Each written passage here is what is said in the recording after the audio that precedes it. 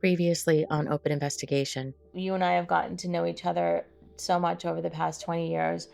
And I find myself feeling guilty for calling you and talking about this stuff. And you shouldn't. You shouldn't. I don't want you to see me as somebody who's constantly triggering you and your trauma. I don't. You're my lifeline, okay? If I lived to be 100, I couldn't thank you enough. All the dedication and the sacrifices that you have made over the years. Just the fact that you've picked up my burden for me so that I get a big break, because I know I have you out there that's doing impeccable investigative work. You are amazing, because this is so ugly. It is ugly. You know, it's so ugly, and it makes you fearful for the children you still have and other children. It's like being tattooed, for God's sakes. It's marked, it's embedded in our skin. Yeah. You know, we can never walk away from it or get away from it. Even if we solved it, we still are marked. We're marked for life. I've said earlier that I've been a child advocate since I was a child myself. I grew up in an environment where my parents weren't generally available. One was absent altogether, and the other was overcome with addiction. I really had to learn how to find one trusted adult at any given moment just to help me survive. Sometimes it was my Nana or my Auntie Rita. Other times it was a teacher or a lifeguard. By the time I was 13, I had dropped out of school. I was getting involved with drugs and alcohol. The future did not look bright. In October of 1979, I ran away. My mother had just returned to our apartment after being absent for days. Her boyfriend at the time told me if she started getting agitated, that was my sign to leave. I don't know why he told me that day, other than to protect me. He said he would leave if she was agitated, and if I stayed, I'd get the brunt of my mother's anger. Once the ashtrays started flying, he looked at me and calmly said, "It's time to go." I remember scrambling down the multi-family back stairs, bursting through the door, afraid she was following me. I was running down Amesbury Street in the middle of Lawrence as fast as I could. I was a 13-year-old, malnourished kid who had been abused and neglected for years. I had no idea where I was headed, but I knew I was never going back. This is Open Investigation, a true crime podcast about the search for answers to the disappearance of my childhood friend, Andy Puglisi, and the incredible story of dozens of other missing children who disappeared or were found murdered around the same time Andy vanished, all while a hidden network of human trafficking was thriving in our community. I'm your host, Melanie Perkins McLaughlin. Please keep in mind this podcast deals with crimes against children, which may be triggering for some. Please take care. This is Episode 8, Advocacy and Call to Action. Act 1, Learning to Advocate. At age 14, I ended up as a ward of the state, better known as a foster kid. Luckily, I had a loving aunt and uncle who took me in. The Commonwealth of Massachusetts retained legal custody of me, while my aunt and uncle had physical custody. I've heard it said if an abused child has one safe person at any given time in their childhood, the likelihood of recovering is higher. My aunt and uncle gave me a safe place to stay, taught me how to build trust, and gave me the courage to believe in myself. They saved my life. When I was 18, my aunt passed away. I continued to advocate for myself. I went to college and became interested in social justice issues. You may recall trauma expert Dr. Judy Herman in Episode 6, Trauma and Memory, talking about the way in which survivors do better through truth-telling and advocacy, and in finding a social justice mission. When I went into broadcast media, I knew media could be used as a larger platform to amplify voices of underrepresented children, kids like Andy and me. With a combined human services and communications media degree, I naively set out to do just that. At the age of 32, I began making a documentary about Andy Puglisi, our friendship, his family, our community, and the trauma we all experienced. I didn't really understand that this was advocacy. I just wanted to tell Andy's story and hope that it would help his case, his family, and our friends better understand what happened. But when I started receiving letters and tips from other victims, I knew what I was doing was telling a story to create change. I was transforming pain into purpose. And as Dr. Herman so eloquently stated, that is one of the most powerful things a survivor can do. I haven't talked much about my own childhood experiences, mostly because that's for another time, perhaps another podcast or other medium. I will say I identify as a survivor of child sex abuse, emotional abuse, physical abuse, and neglect. And it's not easy for me to share that with tens of thousands, maybe more. But I do because of all the other survivors we've heard from on this podcast, and for all those we haven't heard from. What I'm about to share is the story of my friend, Billy, who learned to advocate. Billy was a 14-year-old troubled kid when he was arrested for stealing a bike in Lawrence, Massachusetts in 1983.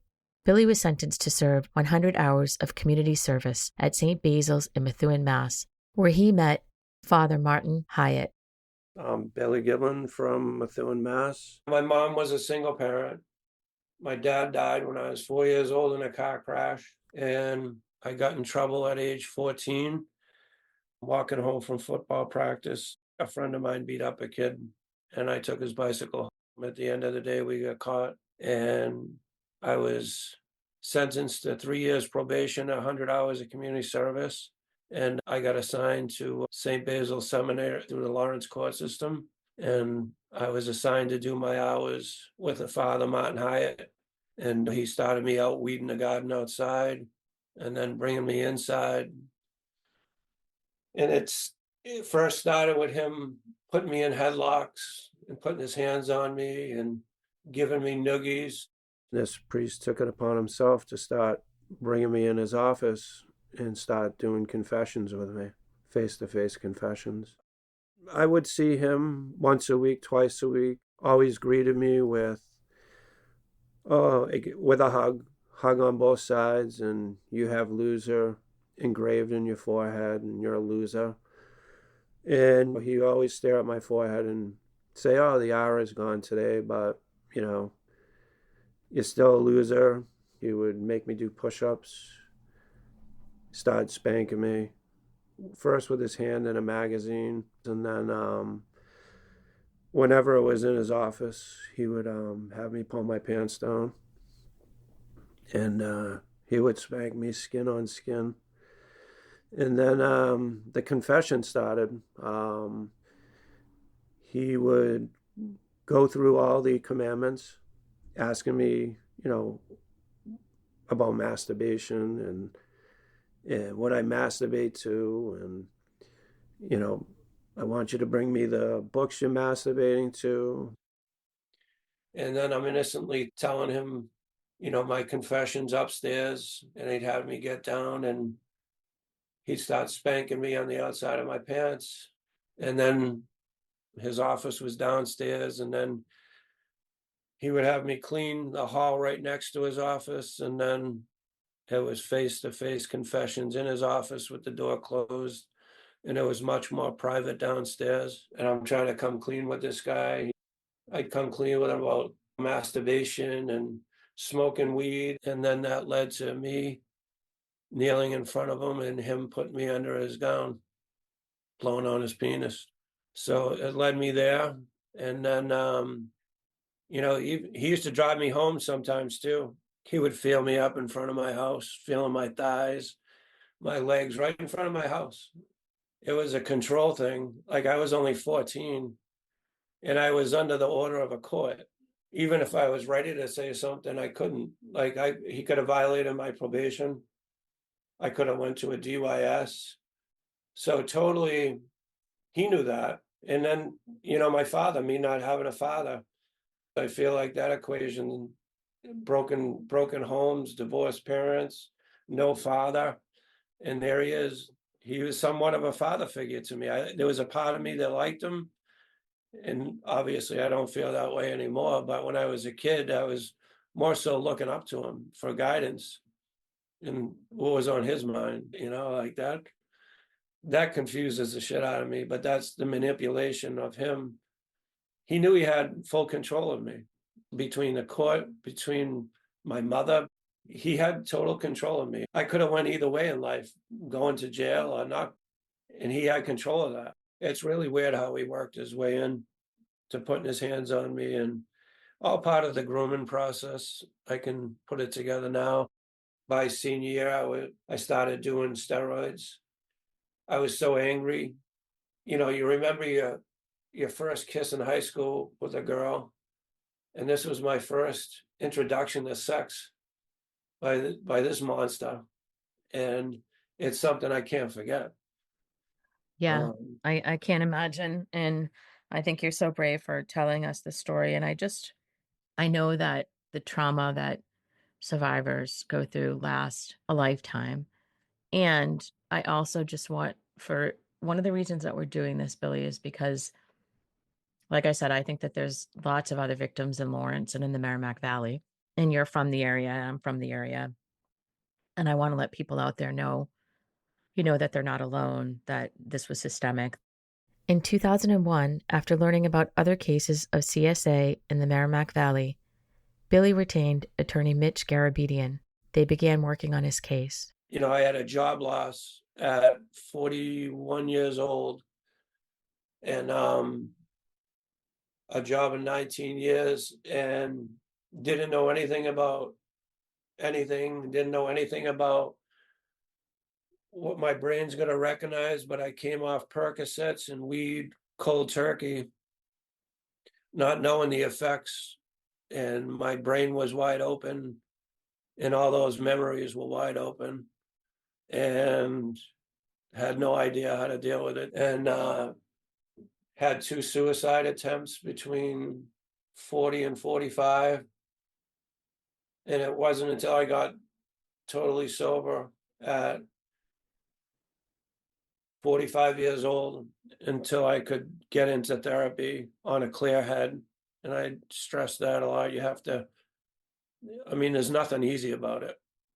I didn't want my brain to breathe, but then, coming off drugs and I can't stress this enough, is like, you can't do it alone. That's what I've learned is, you can't.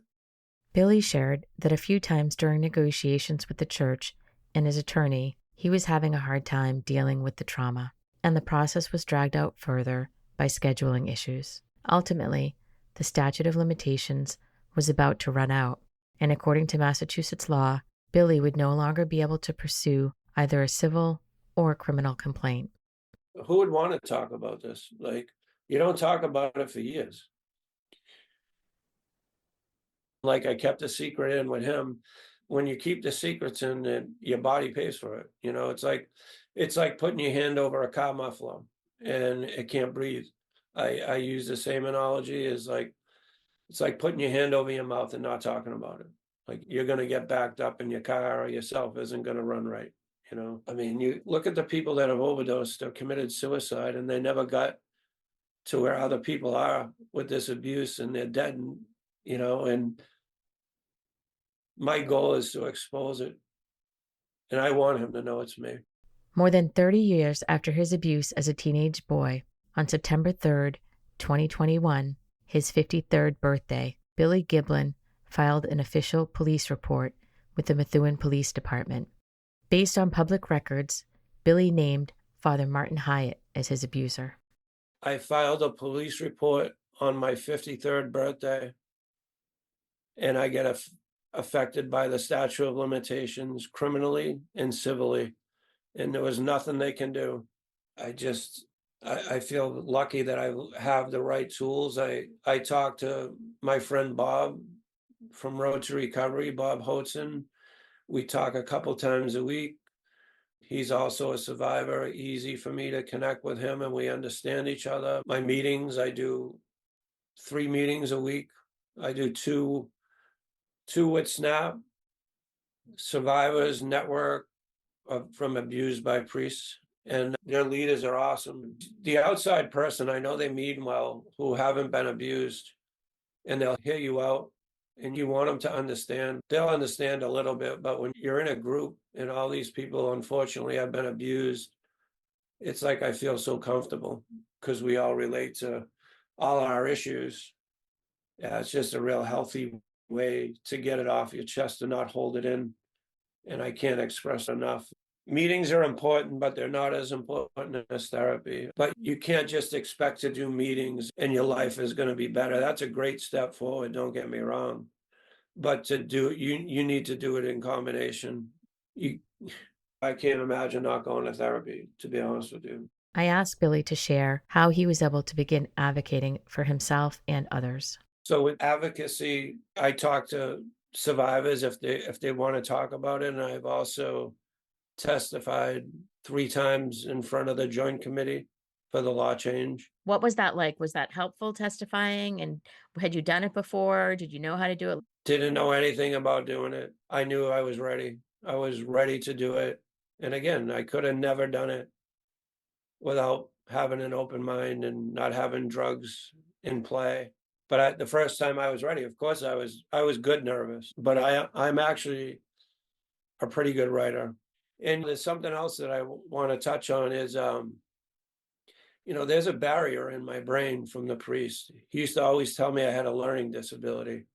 And he used to always want me to get up, come up to Mass, to read something out of the Bible. And I was nervous talking in front of people. And that's another thing that really fueled my fire when I was ready to testify. I'll just say it. I was like, fuck you, I don't have a learning disability. And it was powerful for me to do that. But I had that in my mind that I had this fucking learning disability, and he put it there. He planted the seed. Yeah, it was another form of psychological abuse.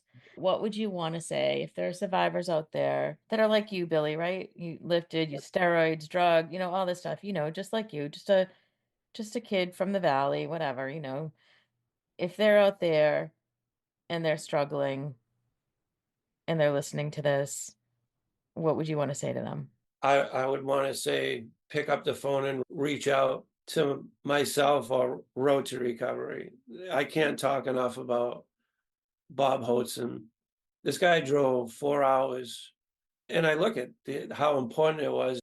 I think about, wow, if Bob didn't come out and I was still actively using, I could have potentially had another suicide attempt. Billy also shared with me that he has several friends from Merrimack Valley that were victims of clergy abuse and died by suicide or drug addiction. Here's Bob Hoatson from Road to Recovery.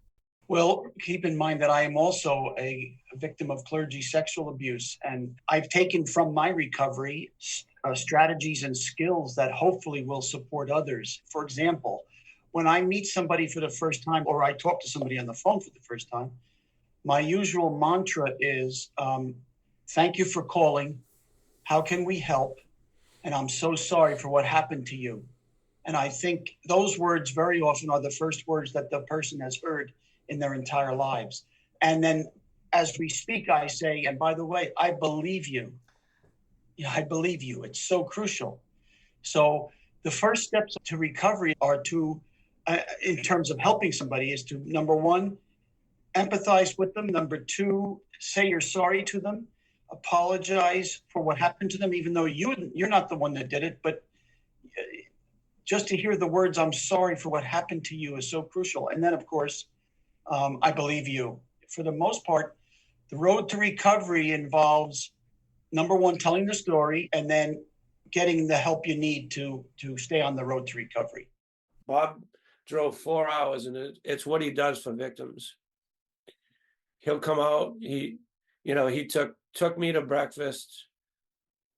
I think I ate one bite of my breakfast, and I was crying the whole time. But obviously, we built a relationship. And unfortunately, there was more survivors that I met up with Bob, and he just makes you feel normal. And he's a survivor himself. And he's a former priest. He's a former priest, and he's a good priest. And for him to go against the grain like this, the guy's unbelievable. I love that guy. There's no other words for him. He's awesome. Yeah. He saved your life for sure. And what are we going to do moving forward, Mr. Giblin, you and I? So we've developed a friendship as a result of this, I think. Would you say? Yes, It's just nice, right? of course it is. We're putting good people in our group, right? I want to tell the truth about what happened to kids in Merrimack Valley. And I think that's going to be the next season. And we can work together on this. And if there are other survivors that want to talk about it, and not again to just re-traumatize people, but to really sort of own what happened and also show the systemic abuse. You know, the kids in Merrimack Valley were prime targets because we were just a lot of poor inner city kids without a lot of social capital. I think that there was abuse certainly all over the state and all over the world, and we know that. But I think that the word was out that, Lawrence, Methuen, Haverhill, Lowell area was good picking, right? Like you didn't have to worry about these kids too much because they were already dealing with stuff. So they were easy picking. I know. It's crazy. If you or someone you know is a victim of child sex abuse, please reach out to the National Sex Abuse Hotline. It's available 24/7 for free. The number is 1-800-656-HOPE. That's 1-800-656-4673. Act 2. Laws Matter. Earlier in the series, we talked about how when bad things happen, laws are created to change them, or to change the systems that created them. Like back in 1978, the congressional hearings against child sex exploitation resulted in the Protection of Children Against Child Exploitation Act of 1977, which prohibits the sexual exploitation of minors by making it unlawful for any person to knowingly, 1, cause a minor to be filmed, photographed, or recorded in any sexual act prohibited by this act. 2, transport or mail any film or recording of such act. 3, photograph, film, or record such act. Or 4, coerce, transport, or cause the transport of any minor in interstate or foreign commerce for immoral purposes. And the Missing Children's Act of 1982, a law passed by Congress to help locate missing children and improve the FBI's ability to investigate missing persons cases. And it established the National Center for Missing and Exploited Children. In 2023, the NCMEC Cyber Tip Line received 36.2 million reports of child sex exploitation online. In the past 40 years, NCMEC has received more than 5 million calls, with more than 426,000 missing children recovered. Laws matter. I met Kathryn Robb, National Director of the Children's Justice Campaign, when we were both on a board for an organization called Mass Kids, a nonprofit that works in Massachusetts and nationally on CSA prevention. Kathryn is an attorney and expert in child protection legislation and policy. As an expert on statute of limitations reform and revival laws, she testifies all over the country. She has advised state governors, legislatures, and judiciaries on the public policy considerations of SOL reform and the constitutionality of revival laws for child sex abuse throughout the country. Kathryn Robb is a CSA survivor and a badass. I started down this path over 25 years ago. And the reason I started down this path is because I'm a survivor of child sexual abuse. When I finally found my voice and realized that my legal background and my voice together, as well as my right and power to vote, could implement some change and prevent this from happening to another child. I've testified in probably 35 states. Many of those states I've testified multiple times on different types of bill or bills that are improving. So what that means is you hear about a bill, and the bill is some sort of child protection bill, whether it's some sort of statute of limitation change for child sexual abuse, or ending charitable immunity, or improving mandated reporter statutes, or improving criminal penalties, any sort of bill like that. You reach out to the sponsors of that bill and maybe advocates that are supporting it. And you, as a constituent, or even just as a citizen of the United States, you can testify in any state. You sign up to testify, and you publicly speak to a committee. It's typically a judiciary committee or a rules committee. It varies per jurisdiction. And you either tell your story or speak as an advocate of someone who's a survivor, or you speak as an expert, whatever it may be, and you share with the committee and the leadership why this bill should pass and how it will help children. The other thing too is that when you're testifying, certainly when I testify as a survivor, and sadly as a mother of a survivor, you are really helping your healing process, and you are lifting the veil of secrecy and cover up, and that can be very healing and empowering for survivors. Why do you think that is? Because when children are sexually assaulted, sodomized, raped, they are robbed of their voice. It's as if they have been living underwater and held there by the fear, the embarrassment, the shame, restrictive, crappy laws, and they've just been held under there in great anxiety, depression, sadness, feeling alone. And when you're able to speak your truth to people that can really make a change via the rule of law, you come up for air. You feel a little bit more alive again. You feel valued. You feel like your voice has a purpose. You've finally been able to speak either for yourself and the child within you, or for the child within another who you are advocating for. When you advocate and when you testify, you are educating people on the secret epidemic of child sexual abuse. And that can be powerfully healing. You may remember Dr. Judy Herman and colleagues did research showing exactly what Kathryn is talking about to be true. There is healing in telling your truth. But I asked Kathryn, what happens when your community doesn't want to hear the truth? Communities are no different than an organization, no different than a family. They're organizational structures. And a lot of these communities, families, organizations, they don't want to deal with the ugly truth of the epidemic of child sexual abuse and trafficking of children and murder of children. It's too ugly. They don't want to deal with it. And so I put them in the same category of those silent bystanders that look the other way.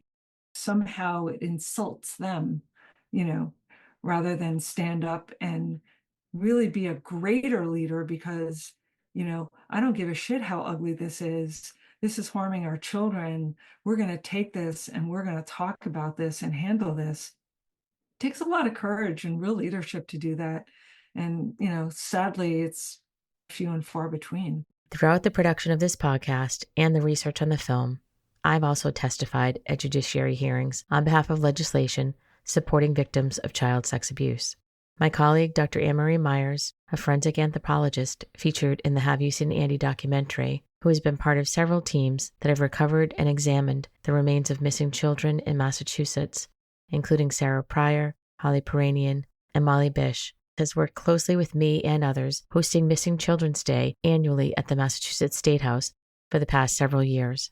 There have been many legislators over the years who have stood up for CSA survivors and advocated for changes in laws. We're grateful to all of them. Senator Joan Lovely of Massachusetts stands out among her colleagues as both a survivor of CSA, a lawmaker, and change maker. Here's Massachusetts State Senator Joan Lovely. I will tell you, it's taking me a very long time, and I still struggle with my comfort level with talking about this because, as you mentioned, there are triggers. My personal experiences as a little girl, 6 years old, I'm from a family of five, 4 brothers and sisters, 5 of us in total. Parents, mom and dad, who are now gone. When we were raised in a family neighborhood in Beverly, and we went to the local Catholic school, walked to school every day. I would say it was a wonderful upbringing. I'm in first grade at the time, and a maternal uncle came to live with us. So let me just say that my mother was the oldest of 10. My father was the middle of 10. And it wasn't unusual, to have a family member come live with you because there were so many kids in the family. So my uncle was I want to say he was 19 or 20 years old at the time, and came to live with us because his mother and father wanted him to leave the house. They never told my parents why. And it was within under a month that he started to expose himself to me. He started to expose himself to me in one of the bedrooms behind closed doors. And he would lure me in with, I'll buy you an ice cream, I'll take you for a ride. Being the fourth of 5 children, I liked the attention, but I didn't understand what was happening. Clearly, I had no idea. That led to probably about a year's worth of sexual abuse where he would prey upon me. It was digital rape. I have clouded memories of an actual rape. I can't say with certainty, but I remember the rest of it quite clearly. Twin brother was also being sexually abused at the time, as was my older brother, although he was able to fend himself off pretty quickly. He reports now. And there was also touching of my uncle, so touching his penis and whatever way he would say, and it was, quote, our little secret.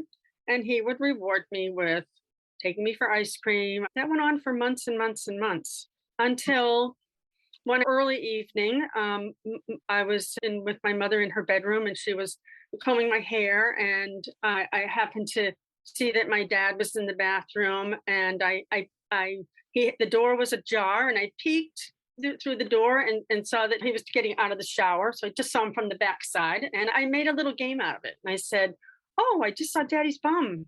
Now I've seen Daddy's bum and Mummy's bum and Uncle David's bum." And my mother went, "What? What do you mean you've seen Uncle David's bum?" And that, I divulged, innocently enough, what was happening. But not to the detail of what it was happening, because my mother absolutely flipped out. And right then and there, I knew I did something bad. And he was removed from the house immediately. And I thought never to be seen again. But I didn't relate it why he was being removed. All I knew was my parents were really mad. They were mad at him, and I thought they were mad at me. So I pretty much shut down and did not divulge anything else except that I saw his naked body and his penis, but never said anything more about it. When I came into puberty, I remember everything that happened. I couldn't understand it, but I knew that I blamed myself. That, I brought it on, as a 6-year-old, I brought it on ludicrous, and just had that self-blame really my entire life. I started with panic attacks when I was in high school and off to college. And those got very severe in my 20s, especially when I got married and started a family. I became agoraphobic. I could not leave my house for almost a year as a young married mother, and sought a lot of help for that. And then my oldest daughter turned 6 years old. I'm in my mid 30s. I'm 35. And when she turned 6, my same age, I did not see it coming. It washed over me like a tidal wave. It all flooded back. There's that big triggering event. And so I'm going off to the district attorney's office to see if I can press charges. And I found out a difficult piece of this was that the statute of limitations for pressing charges had expired. So I didn't have that protection. I then tried to seek a civil route. And again, the laws at the time were not on my side. My twin brother was extensively sexually abused. And come to find out, he was also sexually abused by a priest in our parish when he was 11, 12 years old. My twin brother now is in prison for molesting his own children. And that's a whole difficult part as it is to be able to just wrap my head around. What do I do with this? So I come up to the Senate. I have this incredibly unbelievable honor to be in the Massachusetts State Senate. And when I got elected in 2013, I'd actually talked to a political advisor in 2012 when I was running for the seat and said, I have this issue. Should I talk about this? And the answer was no. No, no, no, no, no. Leave that in your past. I said, all right, I'm not going to bring it up. So my first session in the Senate was when we were increasing the age of the statute of limitations on the civil side. And I knew it was happening. I wasn't really prepared to jump into it. I was just still trying to get my footing as to whether I would ever bring this up, as a senator. So I didn't do a whole lot in my first term except watch this legislation being shepherded through by Senator Brownsberger, who I'm very grateful to. And on the very day that we're going to pass this legislation, I thought they were going to have to take me to the hospital. I really thought I was going to collapse again, out of nowhere, and had to remove myself from the Senate and go up to my office. And the Senate president then called me down and, are you okay? What's going on? And I told her what happened. And she said, I had no idea. And I said, I did not see this coming. I do want to vote on the bill. And I did manage to get myself into the chamber and vote in favor so that I was on record, because it meant that much to me. And I'm really proud of that vote. And it was very difficult. And then I knew that I had to do something. And that was a defining moment for me to say, okay, let's get your legs under you and let's start talking about this and let's start to make a difference. So I've been in the Senate. I'm in my 9th year, so my 5th term, and this has been a focus for me since then. I've filed a number of pieces of legislation to be able to, again, assist what I call survivors, not victims. We were victims, but we have survived it. And now how can we prevent it from happening to others? And what type of supports can we put into place for people who have had this just horrific experience? Senator Lovely is referring to the 2014 10-year effort by survivors, advocacy organizations, and legislators to pass a statute of limitations, SOL law, to extend the statute of limitations in civil lawsuits based on child sex abuse to age 53. The law also revived expired claims against the individuals who committed the abuse, but not against third parties like schools or churches. The 2014 law was based on the idea that victims of child sex abuse don't realize the extent of the harm they've suffered until years after their abuse has ended. The Massachusetts Supreme Judicial Court affirmed the constitutionality of the law in December 2014. Advocates, survivors, and advocacy organizations and legislators like Senator Lovely are now calling to end the statute of limitations for child sex abuse altogether. Here again is attorney Kathryn Robb. Senator Lovely and Representative John Lawn have introduced a bill, and this bill I would call one of the zero tolerance bills, where we have complete elimination of the statute of limitations for child sexual abuse. So this is states just saying, you know what? Zero tolerance.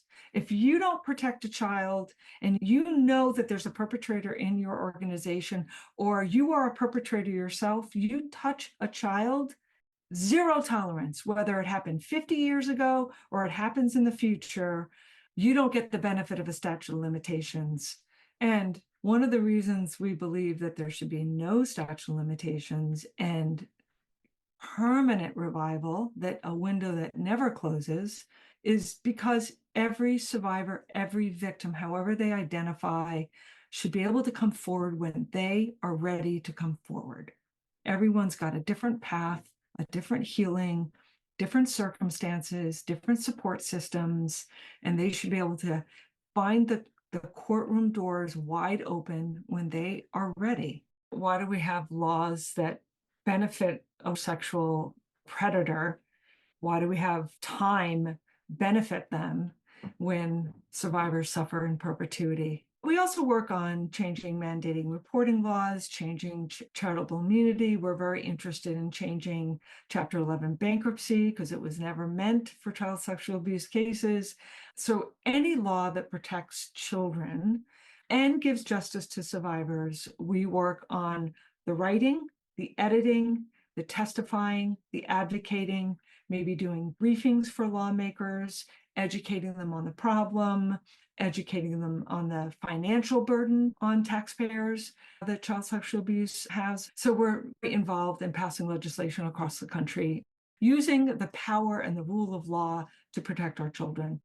So I put my gloves on, which is something I love to do, and really go after legislators, leaders, governors, folks that are just not doing the right thing, that are holding back on bills, protecting maybe Boy Scouts of America, protecting the Catholic Church, protecting the insurance lobby, whatever it may be. I can just really go after them. And I fundamentally do not care what anyone thinks of me, what threats may come my way, and there have been quite a few.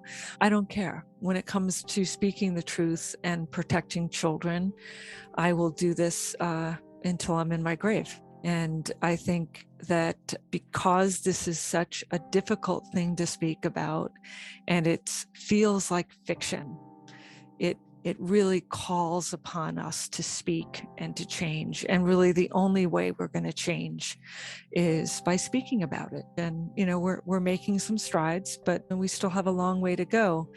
But it's a fight worth fighting. God, I want to be you when I grow up. Andy Puglisi is one of dozens of children who went missing or were found murdered in Massachusetts in the 1970s and whose cases remain unsolved. If you have information about Andy or any of the unsolved cases of missing or murdered children, please call 1-855-MA-SOLVE. That's 1-855-MA-SOLVE. That's the number for the Unresolved Case Unit for the Massachusetts State Police.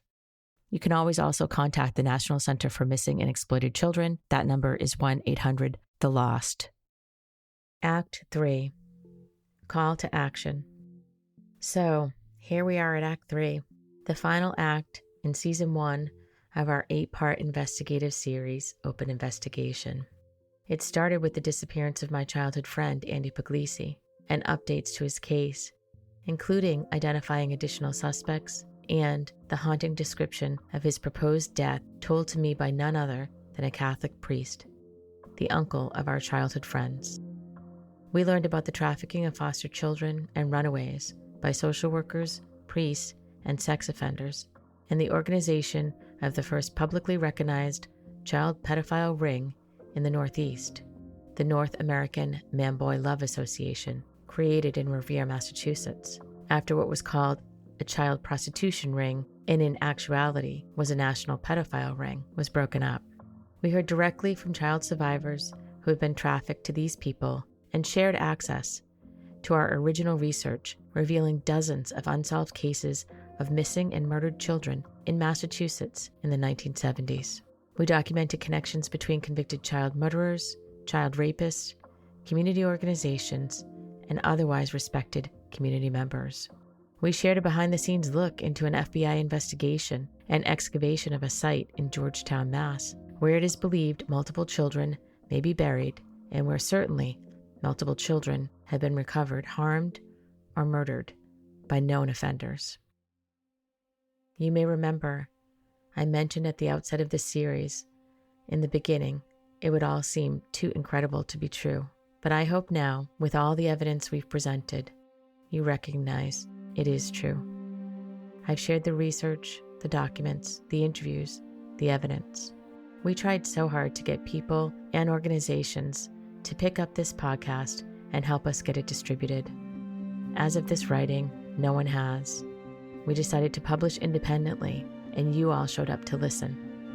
We can't thank you enough.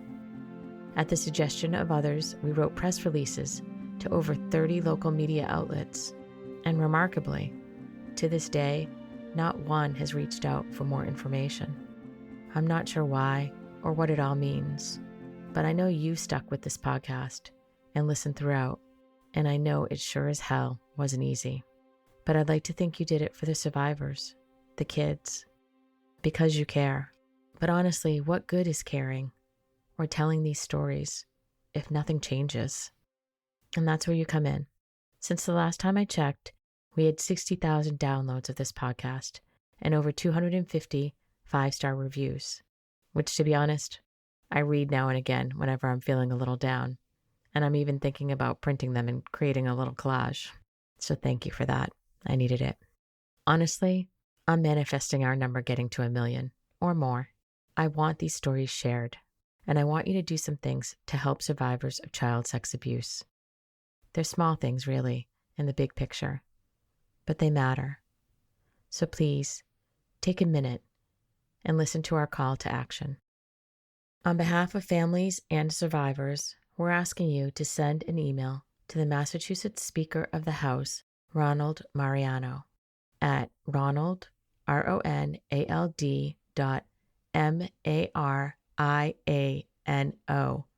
at MAHouse, MAHOUSE.gov. That's Ronald.Mariano at MAHouse.gov. You can also call the Speaker's office directly at 617-722-2500. You can do these things even if you don't live in Massachusetts. But if you do live in Massachusetts or you have relatives that do, please include that information in your email or phone call. Ask the Honorable Speaker to end the statute of limitations on child sex abuse and put the vote to the floor so all legislators have the opportunity to stand up for children on behalf of survivors of child sex abuse. We also ask you to contact your Massachusetts State Representative and Massachusetts State Senator and ask them the same. You can find out who your legislators are at www.pluralpolicy.com/find-your-legislator. We'll include that information in our show notes on our website and on all podcast platforms. Follow Open Investigation on our social media platforms, which can be found on our website, openinvestigationpodcast.com. If you want to donate to our efforts or join us as a subscriber on Patreon, you can also find that information on our website. If you'd like to do more to help, you can email me at openinvestigationpod@gmail.com. We'll be creating a few bonus episodes for Season 1, and we'll be sure to update material for our Patreon subscribers.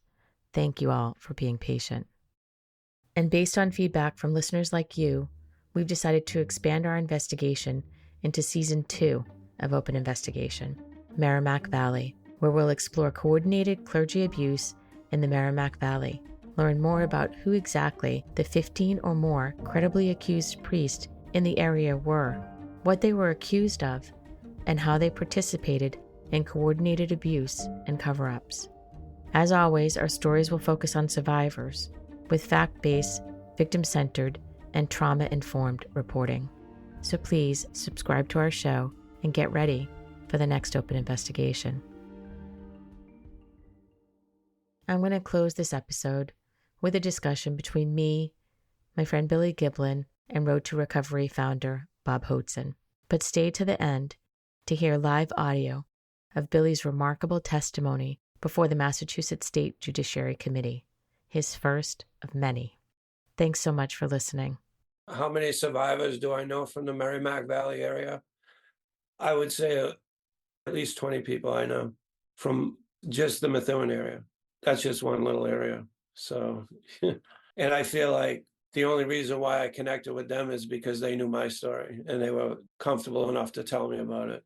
There's a lot of priests in the Merrimack Valley, and I think there's a lot of survivors that haven't come forward. Shocking, but not surprising, is that in that less than quarter of a mile distance between St. Mary's in Lawrence and Central Catholic, okay, that one street that connects St. Joseph's Creek Melkite, you have Central Catholic, then you have St. Joseph's Creek Melkite, where Ross Fry abused, and then you have St. Mary's, where Gallagher abused. In that one little, I call it a 500-yard par 5 because I'm a golfer. And how many kids were abused within that little area? And then multiply that by the city of Lawrence and the city of Methuen and the city of Lowell and the city of X, Y, and Z, and you have hundreds of kids. It's like a predator when they see a wounded animal. They know that's the easy prey. You can go out after the the healthy running around might get away from you sort of snack, or you can go, after, somebody that's a little bit more vulnerable, and it is, they are literally predators. And one of the things that I am interested in is, how did they interact with each other? So at St. Basil's, we knew that there are two priests that were there at the same time, allegedly abusing children, right? And Lawrence is a small city, Methuen's a small city. People know each other.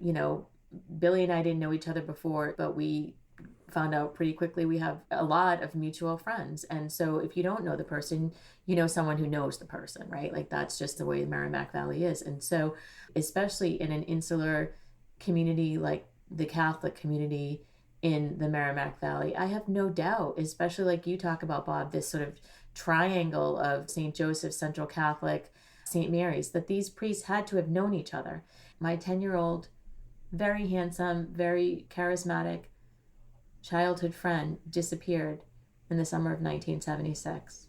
I think that's important to consider, and I want to know who the hell else was doing this to my childhood friends, and who, in the name of the Catholic Church, dressed as priests, were abusing children in the Merrimack Valley, and did they know each other? That's what I'm interested in, because to me, I don't care what other people say. There were pedophile rings across the state. We know that, not just my research, that have been written about, that are documented, hard evidence that these priests were organized and were part of networks, sharing and organizing their efforts with children. And I think the more we tell their stories, the more we're going to find out. I honestly think, Bob and Billy, that this is what is about to be a floodgate opening in the Merrimack Valley. Thank you for coming before the committee. Good afternoon. My name is William Giblin from Methuen, Massachusetts. I'm a survivor of clergy abuse. I'm a priest who is still in active ministry at St. Basil's Seminary in my hometown of Methuen, Mass.